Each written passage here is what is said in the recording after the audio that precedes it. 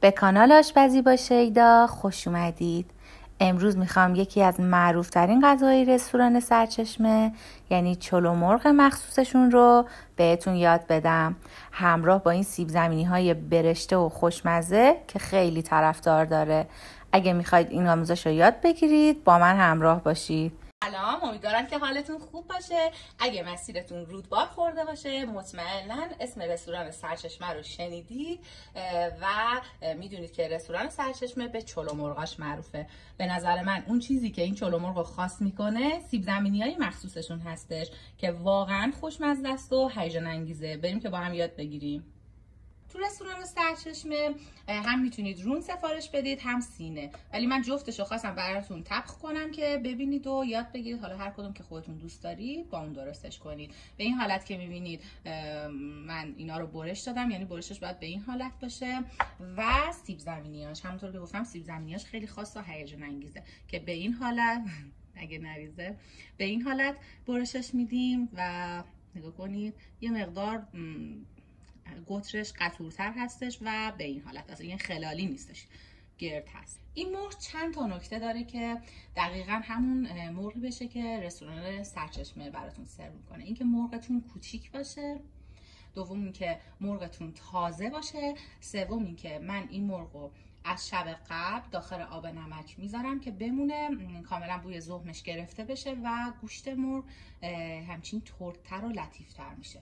حالا من مرغ رو میذارم به همراه یه مقدار پا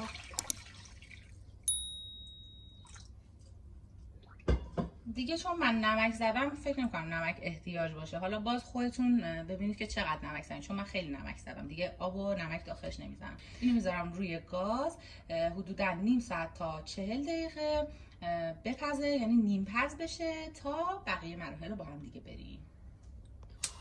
زیر شعله گاز رو روشن میکنم، زیاد میکنم که بجوش بیاد. بعد از اینکه بجوش اومد زیرش رو کم میکنم. الان مرغا بجوش اومده، من یه دونه بهش پیاز کوچیکم اضافه میکنم و درش رو میذارم. اینجا حدودا نیم ساعت 40 دقیقه که از پخت این مرغا گذشته. حالا این مرغا نیم پز شده و ما از داخل آب اینو در میاریم به این حالت. میریم برای مرحله بعدیش. خب پخت این مرغ دو مرحله ای هستش. مرحله اول رو که پیش بردیم، حالا مرحله دوم روغن رو داخل ظرفتون بریزید. روغن ترجیحاً زیاد باید باشه که حداقل نصف مرغ داخل روغن باشه. حالا چه بهتر که کل مرغ داخل روغن باشه. بعد میذاریم داغ بشه. وقتی که داغ شد ادویه مخصوصشون که زردچوبه هستش رو داخل روغن میریزیم، یعنی این باعث میشه که مرغشون متفاوت و خاص‌تر بشه. این ادویه رو یه ذره تفت میدم که رنگش باز بشه و مرغا رو بهش اضافه میکنم. روغنمون که داغ شد مرغا رو دونه دونه داخل روغن میذاریم از سمت گوشتش، یعنی سینه رو از سمت گوشتش. بعد زیرش رو کم میکنم. شعله باید خیلی کم باشه. بعد ظرف رو میذارم که کامل مغز پخت بشه و اون نیم ساعت بعد پختش هم با روغن بپزه. حالا میریم که سیب زمینی هیجان انگیزش رو درست کنیم. بازم داخل ظرف مقدار قابل توجهی روغن میریزیم، زردچوبه میریزیم چون کلا زرد سیب زمینیشون زردچوبه ای هست. بعد یکم تفتش میدیم. روغن که داغ شد سیب زمینی ها رو بهش اضافه میکنیم. حالا دونه دونه زمینی های داخل روغن سرخش میکنیم. زیرش هم باید کم کنیم که چون زمینی یه مقدار قطرش بیشتره کاملا مخصوص بشه. بذارم بهش نمک میزنم. مید الان تقریبا یک رو پسش که مرغمون به اون سمتش پخته شده. بعدش میگردونیم که این سمتش هم بپزه و همین قد طلایی بشه.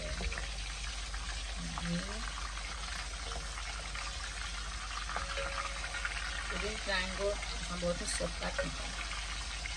دوباره در به ظرف رو میذاریم که نیم ساعت حدودا یه رو 20 دقیقه دیگه پخته بشه. پلومونم دم میذاریم که دیگه همه چی تکمیل بشه.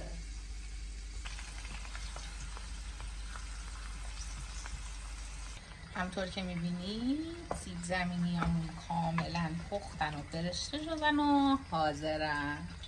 از مرغامون حدوداً 40 دقیقه گذشته از پختش و کاملا پخته و برشته شده. ببینید با آدم حرف میزنه اصلا. بریم که سروش کنیم. این هم از برنجمون که کاملا پخته و قد کشیده. نحوه سرو کردنش هم به این حالت هستش که مرغ‌ها زیر و سیب زمینی ها روی مرغ قرار میگیره. اینم از نتیجه نهاییش. پلورم کنارش ریختم و به همین هیجان انگیزی و خوشمزگی بریم که با هم دیگه تستش کنیم. ببینید اولی یه مقدار از سیب زمینی رو برمی‌داریم کوچولو. ببین چقدر ترد و پوک و خوشمزه است. کنیم و همینقدر خوشمزه و زیبا. جای همتون خالی. ایشالله که درست کنید، دوستش داشته باشید و کنار خانواده لذتشو ببرید.